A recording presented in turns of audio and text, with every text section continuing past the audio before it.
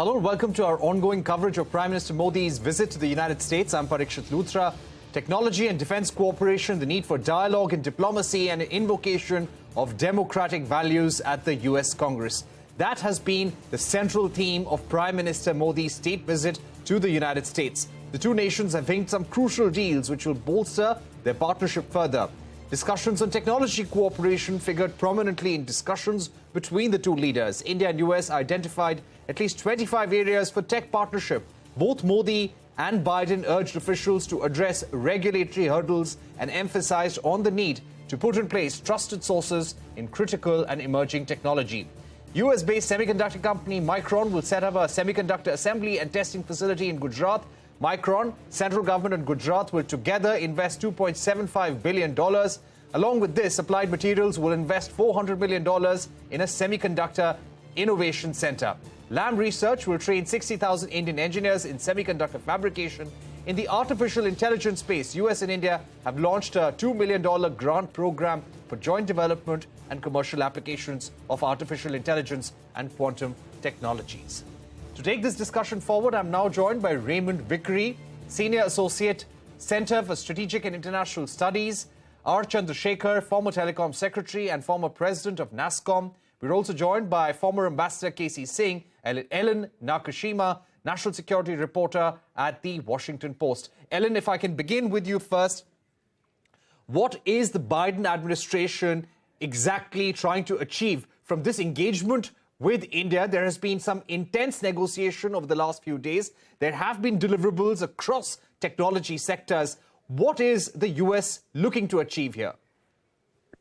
So yes, there have been a series of deliverables announced in recent days, but at a high level, the Biden administration is seeking to showcase what they are calling the most consequential bilateral relationship in the world, the most important bilateral relationship on the global stage. They're really making an investment in India for the long term, continuing efforts begun by previous administrations. But this is really a signal effort by the Biden administration to showcase, lift up, as they say, this partnership that they hope and believe will pay dividends in the decades to come in trade, economy, and perhaps most importantly, in a sense, security and defense. The unspoken subtext here is China. Right. And while there was not a lot of explicit mention, while there was not explicit mention of China, especially by Prime Minister Modi, is quite understood that that China is the most significant adversary for India at the moment with its conflict and clashes on the border. And of course, for the United States, it is the significant pacing challenge going forward. And thus, the U.S. sees India as a pivotal partner in countering China, not necessarily directly militarily if there's ever, for instance, an invasion of Taiwan by China, but rather in creating another power that can defend the values of sovereignty and openness in the Indian Ocean, in the Indo-Pacific, and help serve as a bulwark to an increasingly assertive China in the region. All right. Ambassador K.C. Singh, if I can get you in at this stage, India has always wanted to be a leader in terms of new and emerging technologies, play a big role in global supply chains, but the technology part was really missing. We needed technology support. Do you think with the engagement this week, any hurdles to that technology partnership with India, do you think that has been removed? Do you think there has been a breakthrough in the partnership? Look, it's been incremental. This is, I think, the apex of what started in 1998. May of 1998, a quarter century ago, we touched the lowest point when we tested nuclear devices in May of 1998. There were sanctions and the US went ballistic and all kinds of threats were posed. From there, we have climbed up step by step. And the world has changed. Geopolitical compulsions are there, and it's already been mentioned. Probably what has finally moved US in this direction is their realization that in terms of India's size, its economy, it's the only countervailing factor in Asia which can weigh and balance China. Now, interestingly, during the joint press meeting of the two leaders, when a question was asked, Wall Street journalist asked President Biden that, do you stand by your comment that President Xi is a dictator? He did not roll it back. It was very significant. And the impression you got is, I think he wanted to convey to India that Blinken's visit to Beijing seemed to give an impression that America was softening on China. President Biden was sending a signal that no, that is why he made the distinction between democracies. The relationship will always be different than we'll have with China. I think it was reassuring India in that. And then, of course, the joint statement takes it a step further. It's strategic convergence is the fourth subheading. The three subheadings leading to it are technology, defense, and clean energy. Now, these are all the building blocks of the future. This is all critical and emerging technologies where India needs to go if it has to abide by the Paris Agreement. We need development, but we also want clean energy. We also need new supply chains, and that's where semiconductors come in. So US is reconfiguring supply chains, and at the back of it all is China, and the Chinese would have got that signal. And I think it's a great opening for India. But the final thing is the strategic convergence. Russia is the big elephant in the room. It's not named. It's only indirectly referred to as a rule of law to be observed, sovereignty, territorial integrity. So the only difficulties we may have in the future is not between India and US. It depends how the Ukraine war goes, depends how US relationship with China goes, how China behaves in the Indo-Pacific. But otherwise, it's a great opening for India and the US. Right. Mr. Chandrasekhar, if I can get you in, you've dealt with the tech industry in India and the United States as the president of NASSCOM earlier. I would like to ask you about the pushback that you have seen from the industry when it comes to policy in India, in the United States. To what extent those regulatory differences, those differences in export controls, to what extent have they been ironed out across certain priority sectors in technology?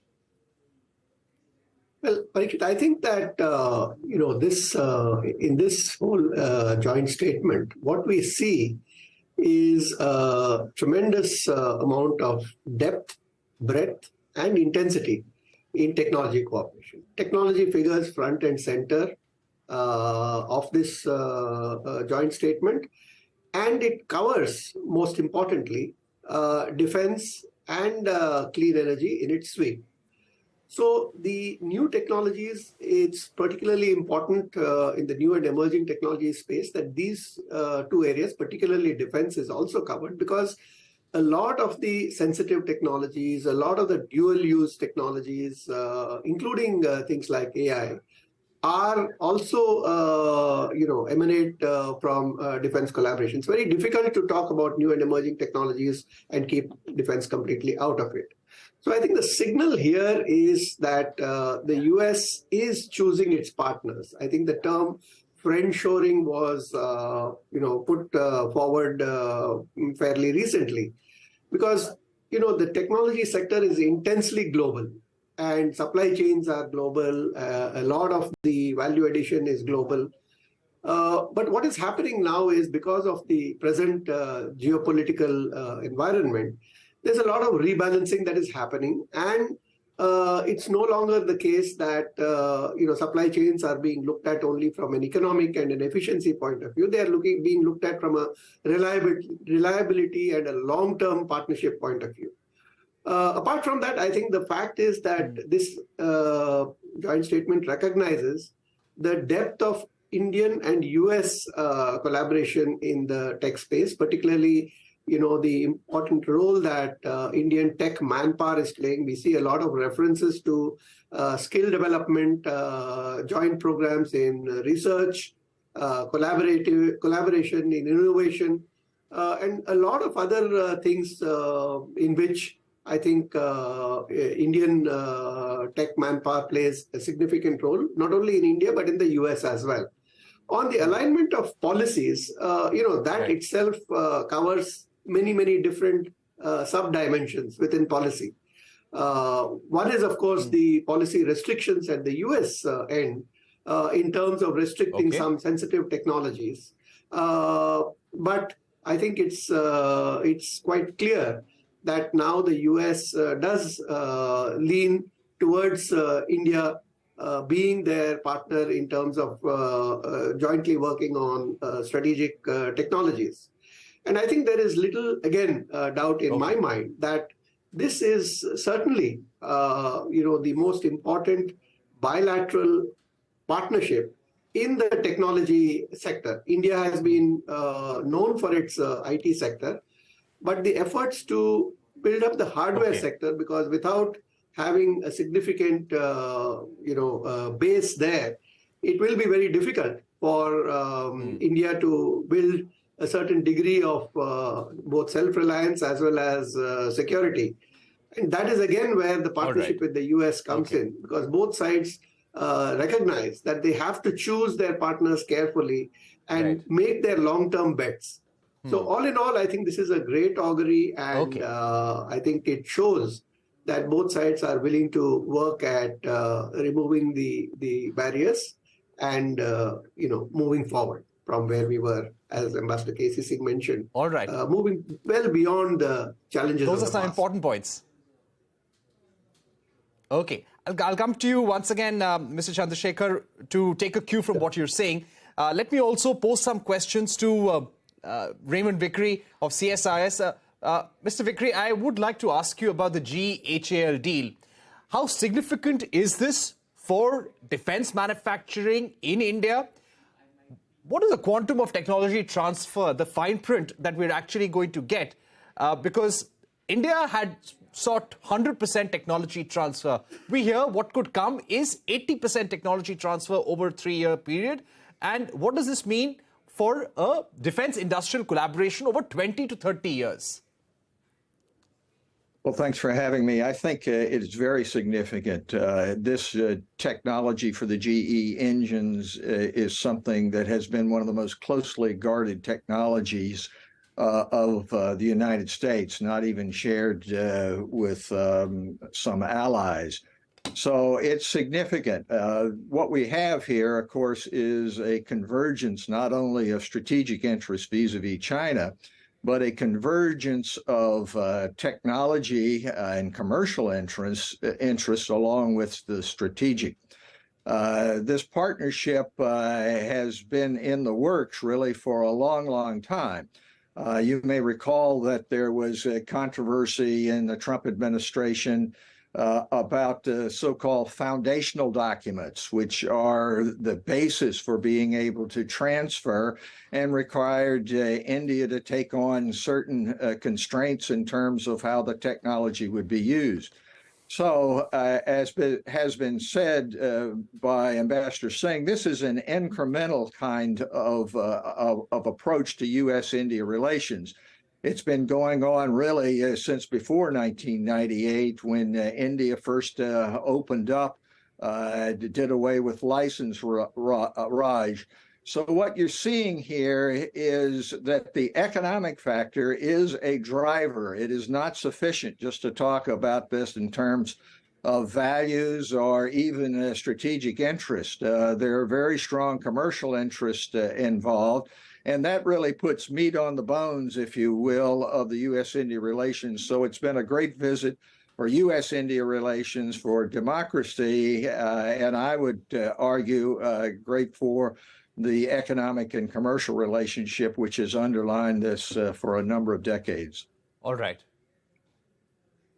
All right. On that note, we're going to take a short break, but we'll request all our guests, Mr. Chandrasekhar, Raymond Vickery, Ambassador K.C. Singh, and Ellen Nakashima, to stay with us. We'll be right back after a short break.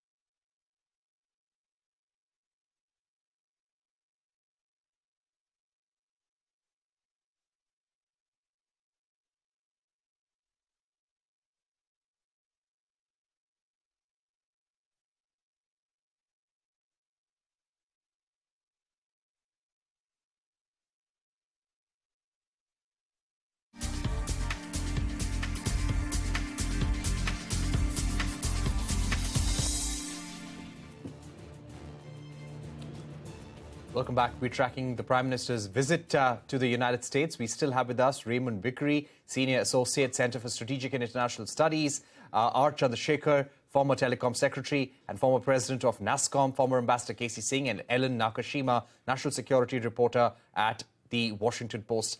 Ellen, do you get a sense that US here is somehow seeking support from India and trying to build India as a technological power, as a defense power against China in case of an invasion of Taiwan? In case things go south, is US expecting India's support? Also, will India be a treaty ally in future? Do you think there is work going on that front? As I mentioned earlier, I don't think the Biden administration or the US government expects India to be a sort of treaty ally partner in military defense of Taiwan should there be an invasion by China. Look, it's clear that India will never. Say never, but it's highly unlikely will be a treaty ally of the United States. It aspires to be a great power in its own right. It guards its strategic autonomy and sort of sees itself as a leader or leading voice of what is called the Global South, the group of developing and emerging nations. But that said, the Biden administration recognizes that, and they say they appreciate it and they respect it, and they feel like there can still be a strategic partnership, even with India, protecting its strategic autonomy because of these interests in defense, in technology, economy going forward. These things align, and so there's if they see it, no contradiction there. All right. Ambassador Casey Singh, if I were to come to you in the run-up to this visit and even during the Prime Minister's meetings there in Washington, D.C. and New York, there were questions raised by the American press, American think tanks, politicians about India's record with human rights, treatment of minorities and democratic values. The Prime Minister did seem to address that to a great extent on the floor of the Congress. How do you think the Prime Minister's speech addressed all those concerns, and what would be the big takeaways for you from what the Prime Minister said? Look, I think it'll take more than just a speech to address it. I don't think the concerns can simply be addressed by your words. They have to be by your actions. And I think it got a little complicated because President Obama gave an interview to CNN almost simultaneously as this was happening, and he was in Athens. And he was sharper in his criticism than President Biden was, because obviously President Biden didn't want to do it in public. He wanted to do it privately. Now, today we've had a BJP chief minister say some intemperate things about President Obama, and I think that is not the approach. And that would really embarrass the Prime Minister, because what is required there, US is sending a message. And that's why at the beginning of the joint statement itself, they're talking of two democracies coming together. And I think US realizes that even their democracy is under threat. Because if you get Trump re-elected, they're not sure where US democracy will go. So the democracies all over the world, which are under stress. Now, if you have to address that, whether it is in Brazil or it's in Poland or it's in Hungary, then India and US have to be two stable democracies. And we cannot escape from it by saying, no, but it's humanism, it's humanity. Words are not going to address it. New York Times editorial board had a special article, and some of the members, according to New York Times, who were critical on this account, did not attend Prime Minister's address. So there is this lurking, and President Obama was addressing that faction in the Democratic Party, which is agitated over this, that President Biden, by inviting Prime Minister Modi, has actually sidestepped from his commitments, is saying that he's going to have a conclave of democracies. But then it's a balancing, and that's what President Obama also said, that you have to balance your interests. He says that is why he dealt with China. That's why he dealt with Saudi Arabia. So it's a balancing of pragmatism and your value system. And I think this is what Biden is doing. But at the same time, India will continue to be in the middle of the, they'll be watching India carefully. And I think we have to know how to deal with it. And it can't be simply by denying it. Right. Mr. Chandrasekhar, returning to you, both sides have announced task forces on advanced telecom, Open RAN, R&D in 5G and 6G. Both sides laid emphasis on trusted network, trusted sources in the bilateral network. Give us a sense of the importance of this thrust on trusted networks, trusted sources in the telecom sector. What are we really talking about and envisaging here? I think here, first and foremost, Parikshit, is the recognition that telecom is the foundation on which the whole of the digital economy rests. And therefore, ensuring that the network is secure in the sense that it is not vulnerable to either individuals or states being privy to what goes on these networks, except in accordance with the law of the land. So that is one key aspect. And going forward, the 5G and 6G technologies will be the basis because they are bringing, greater capability, greater bandwidth. And along with that, arguably both higher security at one end and perhaps even additional security threats. So what is significant is both the collaboration in technology, including the open radio access networks. And that's important because the open networks allow different components from different sources to be joined together. And that has some influence on the competitive environment within that sector, which is important both from an economic as well as a technology standpoint. So I think that collaboration in the telecom space is particularly important. There's another aspect of this joint statement which I think is significant. And that is, the agreement to retain or encourage the current characteristics of the internet, being open, being allowing participation and so on. And that is because I think the recognition is that there is an intimate relationship also between the way the internet functions and democracies. And we've seen also the interplay between some of the technology platforms like social media and elections. And therefore, the course of democracies is also linked in some sense with the way technology moves forward. So I think preserving the foundation on which the digital economy rests, ensuring that digital artifacts are consistent with democratic norms and ideals of both countries, and trying to use them and converge them in a way to preserve democracy and democratic principles. That is particularly important. I just want to mention couple of other quick things. Right. One was the reference to artificial intelligence and recognizing that it is one of the most likely to be a defining technology of this century. And therefore, the collaboration in that space, again, is particularly important because AI is clearly now a dual technology, not only capable of civil and military use, but also capable of use for good as well as good for harm. And therefore, that collaboration with some of the same principles underlying it is something which is very significant. I also found the emphasis on digital Mr. public Chandrasekhar, very quickly, do you think the US industry, the US government would have raised concerns on India's data protection laws, data localization, cross-border data flows? Would they have demanded transparency, long-term policy stability as far as the tech sector goes? I'm pretty sure that everybody around the table, whether it is the US or India, does want clarity on the regulatory space. The challenge has been more in crafting regulation which takes into account all the various legitimate concerns. That has not been easy in India. It has not been easy in any country for that matter. And the fact is that the environment and the ecosystem in India is different from that in the US. And therefore, we see different styles of regulation in the US, in Europe, in China, and India will certainly have to look at it from its own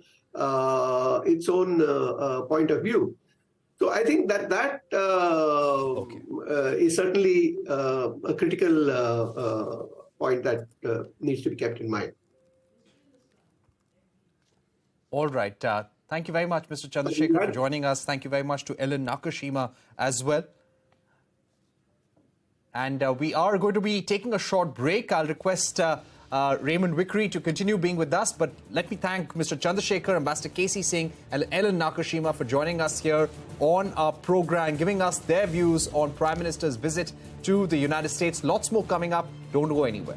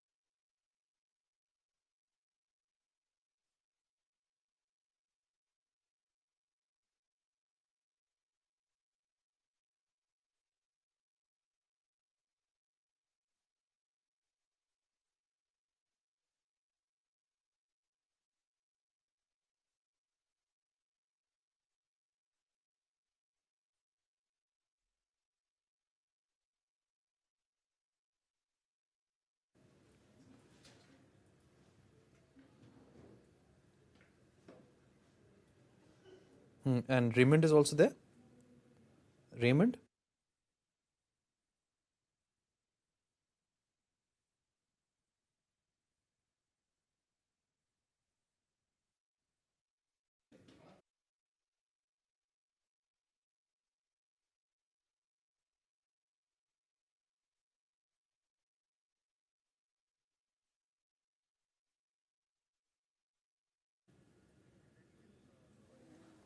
Yeah. Yeah. Ambassador Trigunayat, can you hear me? Yeah, I can hear you. Thank you, sir. We're just about to begin. Mr. Shivendra Singh, can you hear me? Yes, loud and clear. All right. We're just about to begin.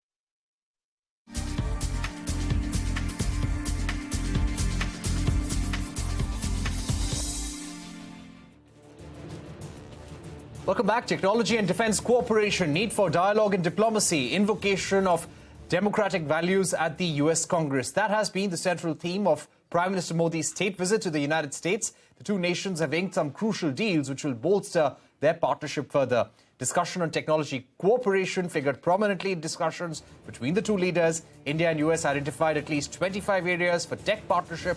Both Modi and Biden urged officials to address regulatory hurdles and emphasized on the need to put in place trusted sources in critical and emerging technology. US-based semiconductor company Micron will set up a semiconductor assembly and testing facility in Gujarat. Micron, central government and Gujarat together will invest $2.75 billion. Along with Applied Materials will invest $400 million in a semiconductor innovation center. Lam Research will train 60,000 Indian engineers in semiconductor fabrication. In the artificial intelligence space, US and India have launched a $2 million grant program for joint development and commercial applications of artificial intelligence and quantum technologies. We're now joined by Anil Trigunath, former diplomat, and Shivendra Singh, Vice President of Global Trade Development at NASSCOM. Also joining us is K. Krishnamurthy, President at India Electronics and Semiconductor Association. Ambassador Trigunath, if I can begin with you. The entry of India into the Mineral Security Partnership, which includes 12 countries plus Europe. How is this significant for India? This organization or this grouping is aimed at diversifying and having resilient supply chains. How will India stand to benefit by entering this grouping? Well, as you know that the critical minerals are extremely important going ahead as we move into the next dimension of our development partnership with the United States and with the rest of the world. And therefore, in this, these critical minerals have been very, very important dimension. And that's why one of the Indian companies, Epsilon Carbon Limited, has also decided to invest about $650 million in a US greenfield project. So these are all important minerals, and they will kind of help develop these sustainable critical energy initiatives. And India is already in the lead. But going forward, be it the batteries, be it the disposal of those, and the future of the renewable energy domain in the India's energy mix would be an important collaborative point between the two countries. And I think that this is an extremely important initiative, and welcoming India into the MSP is also a landmark which will facilitate further exchanges. Because if you see the joint statement, Parikshit, the underlying theme is the growing trust between the two countries and partnership, and that is something I found very interesting. Secondly, what I found interesting in the joint statement was that it is an action-oriented. It spells out what we are trying to achieve, how we are going to achieve that, and the adequate provisions have been made, be it in the area of research or be it in the area of execution, procurements, reducing the bottlenecks. So everything has been quite laboriously spelled out in this document, and I think that that's an excellent beginning. All right. Mr. Krishnamurthy, let me get to you. Do you think this is now the first step that the US has taken under the CHIPS Act when it comes to diversifying and moving semiconductor supply chains away from China? Do you think this is the first step in that direction? Yeah, rather than directly comparing or speaking about moving from China, I would consider this as a moment very similar to what happened to the Indian semiconductor ecosystem way back in 1985, when the first semiconductor multinational design setup was created in India by Texas Instruments in Bangalore. And I think this is the moment, I would say the TI moment as far as the semiconductor manufacturing is concerned, and I would call it the Micron moment for what happened after the first semiconductor design company was created in India by Texas Instruments in 1985. That entire gamut of design ecosystem sort of exploded. It took about 10 years, 1995, and after that, it just grew in leaps and bounds, creating $50 billion worth of export today, And I'm sure this is going to have the announcements related to the Micron's ATMP in Gujarat, as well as the other announcements by Lam Research and AMAT will create, as far as the manufacturing ecosystem in India is concerned, for semiconductors. That's the way I would look at it. And definitely there will be some amount of shift happening out of other countries. Right. Shivendra Singh, coming to you, give us a sense of what were some of NASSCOM's key recommendations to governments in India and United States. How will this help the mobility of skilled professionals? One of the things that will be worked on is a pilot project from the US government where there will be a domestic renewal of H-1B and L category visas. It's a pilot project that will start in 2024. More consulates are being opened up as well. How will this help and empower working professionals, skilled professionals from India and United States? Thanks, Parikshit. First of all, let me tell you that the joint statement has a very clear affirmation of both technology and talent, in growing the bilateral commitment between the India and the US. If we look at the background of this, as you see, the digital transformation is growing by leaps and bounds, which basically means that around the world, you're facing a supply side bottleneck in availability of talent. I think what this statement clearly recognizes and acknowledges that the talent gap is not only across the world, but is also in the US, which is something we've been talking about, because at any point of time, you have between 500,000 to 1 million job vacancies in computer occupation. And this is a big challenge for everyone, including our companies, which include both Indian as well as US companies. Now, when we look at it, there are two ways to bridge this gap. One is the local upskilling, which is being done. And this has been clearly acknowledged in the joint statement, where the Indian tech industry has been making huge contributions. They've upskilled nearly 250,000 employees, and that's part of the joint statement, which is clearly recognized. The other is, looking at, STEM skills and community development in that. And if you look at the Indian tech industry, in terms of 7 out of the 10 states that they are at a maximum number of employees, they are considered typically non-traditional tech states, which is a clear testimony to the fact that the industry is playing a very critical role in developing the technology ecosystem in those non-traditional tech states. The other part of the question which you ask is on the visa part. Again, this is the joint statement is a clear acknowledgement by the White House that there is the role of cross-border workers is very, very critical, and the fact that there needs to be streamlining as far as availability of talent is concerned. So that's where the domestic revalidation that you mentioned of visas, which for people who are there, including opening of new consulates. I think these would definitely help, and these have been our key asks, as far as, increasing and reducing the workload to, try and reduce the gap between the person applying and person getting a visa. The third part, which is very, very important, is the acknowledgement of a social security agreement in the two countries, from the perspective of workers. And this has been clearly acknowledged, and the need for both the governments to work together to work on a social security agreement, which, if it is done in good time, would be of huge importance to the industry. So these are, a number of asks as well as acknowledgement, I think, which have been included, and and this is good progress for us. Okay, I'll also get in Raymond Vickery of CSIS, who continues to be with us. Mr. Vickery, now, as far as export controls and regulatory hurdles go, yes, the GE-HAL deal is unprecedented. The deal for Guardian drones is worth $3 billion. Both sides have also agreed on a defense industrial cooperation roadmap.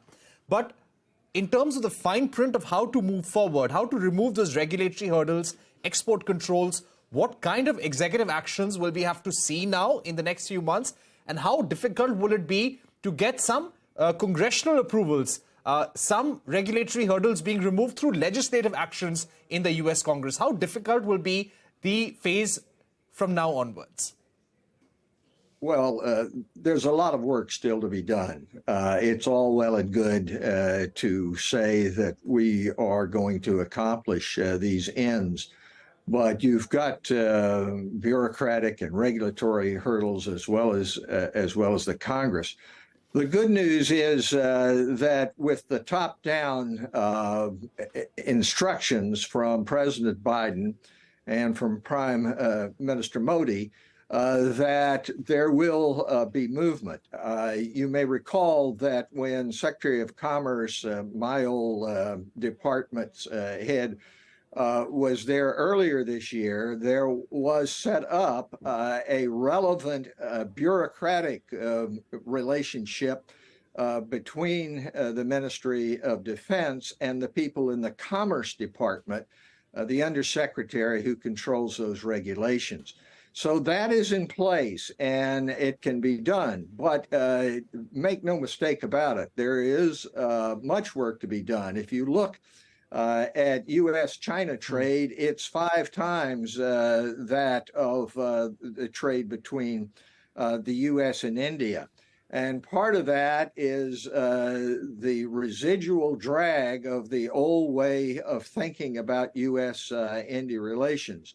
The really good news about the interaction which has taken place yesterday and is continuing to take place today with Secretary Blinken and Vice President Harris is that we're no longer talking about economic imperialism and we're no longer talking about the Cold War and is India going to be on our side or somebody else's side, but we're looking toward the future.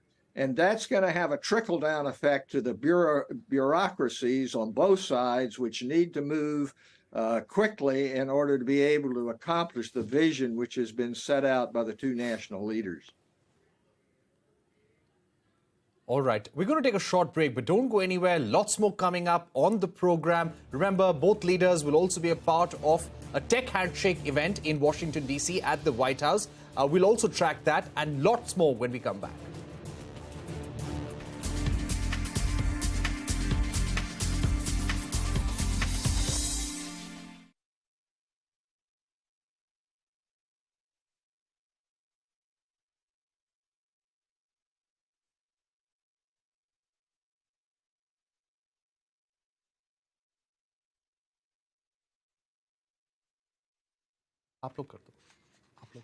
Mr. Vikri, thank you so much for joining us back again. I really wanted to get you on this last question.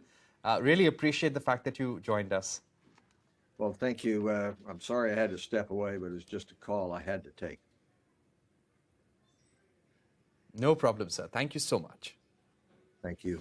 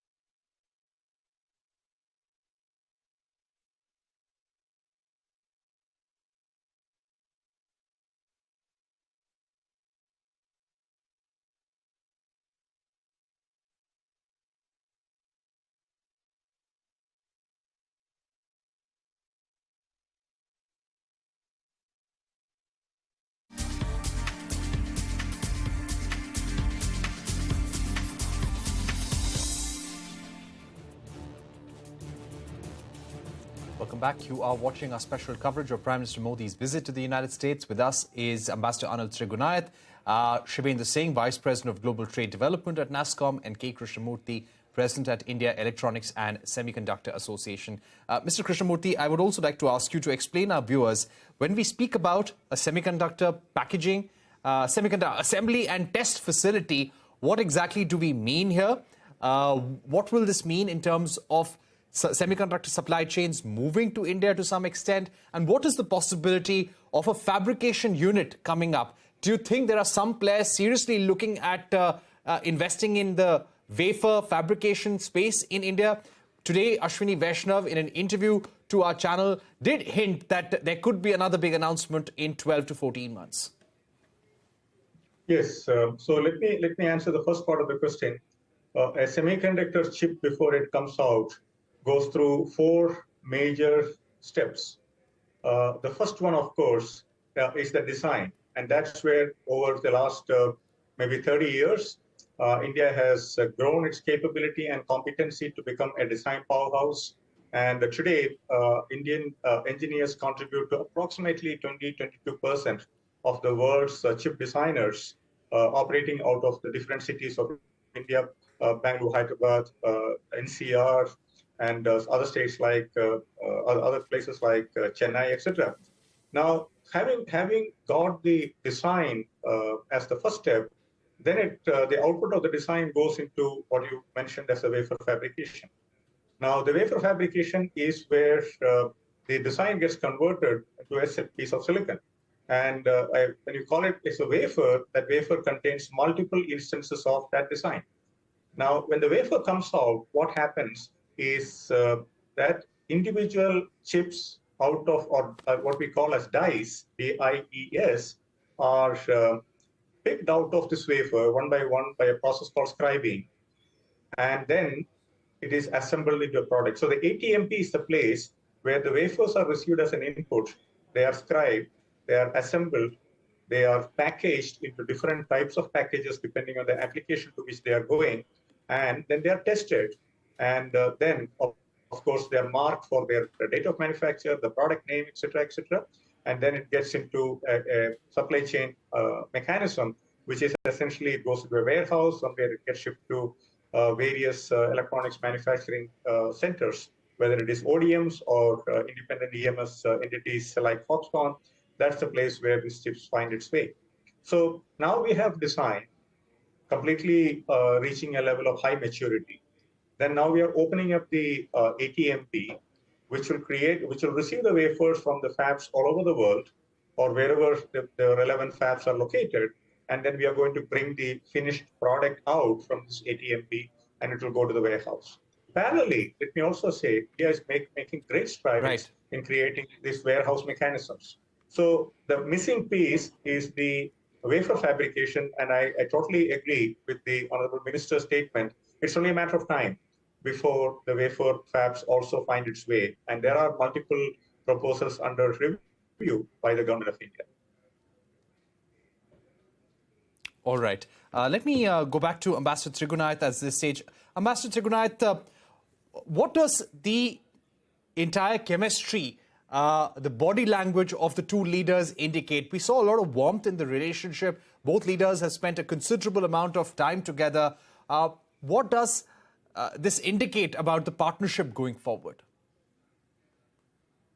Well, Parikshit, as you know that although the relationship is between the two countries and the opportunities in both the countries, the kind of bonhomie and the partnership, the appreciation of each other, fondness of one another, that is what tends to make a lot of difference. Because when there is a one-on-one discussion, tete-a-tete as we call it, between the two leaders, which went on for over an hour, I think they can discuss with great confidence and trust a lot of things and arrive at many decisions that were otherwise through the bureaucratic route is a bit difficult to achieve. And we saw that very clearly between President Biden and, of course, Prime Minister Modi, I should say, has this uncanny capability of connecting with the global leaders effortlessly. although one can, and it's also to do with the way he's been coming. I mean, in fact, I was pretty fascinated by the way he was addressing the US Congress. It was as if he was talking in India, or he was conveying all the messages from a position of his strength from a country that is powerful enough to talk, and what it has done, and very ably and aptly conveyed it. So India has become a great opportunity, a strategic pivot for the scheme of things for the United States and its all overall geopolitical domain, and as a superpower it will wish to deal with. But at the same time, it is at par. That is extremely important. So I find that there were discussions which are with candor, where we conveyed our concerns. There were discussions where we agreed to move forward for bilateral domain. And there are discussions where on the international issues, they were able to clearly speak and say what needs to be done to achieve, for example, Russia-Ukraine war. So, and Prime Minister Modi has met President Biden several times. So they are very fond of the kind of comments that have come in the media about each other talking, and that speaks volumes about the kind of personal chemistry the two have developed.